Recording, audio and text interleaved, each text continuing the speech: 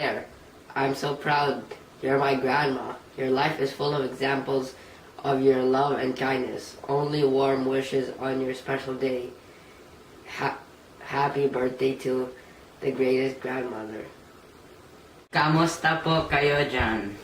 Binabati ka ng isang mahaba, malusog na buhay, inay po, na puno ng kalaglakan at wonder.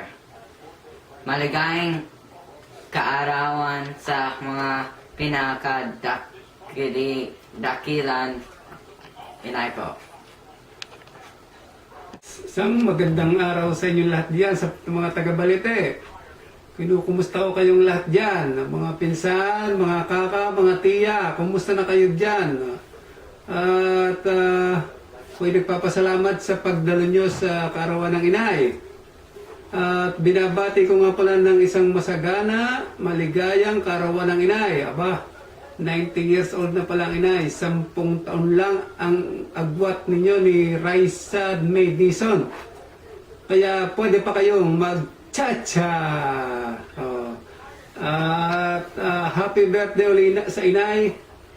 At magpalakas pa kayo. At baka sakaling makapunta pa kayo rito sa Canada. At masarap tumikim dito ng yelo na may kasamang asin, tinatawag na snow. At makapaglaro-laro kayo ng snow rito. Malay natin, makarating kayo. Basta magpalakas lang lagi ng katawan. At ako'y nagpapasalamat na rin kay Benedict sa kanyang effort na ginawa para sa celebration ng inay po. Maraming salamat, Benedict. At sa lahat ng tumulong, sa lahat ng dumalo, sa lahat ng nagtulong-tulong para sa celebration ng ikasasyam na pong kaarawan ng inay. Maraming salamat.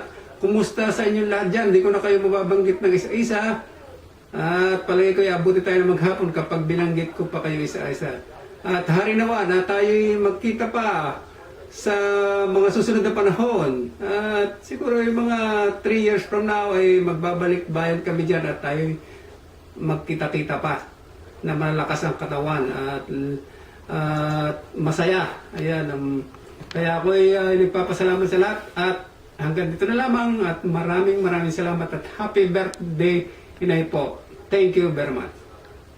Sa inyong lahat, happy birthday po inay, more birthdays to come. Wish you all the best, sana po mababa ang inyong buhay. Kamusta na lang sa lahat?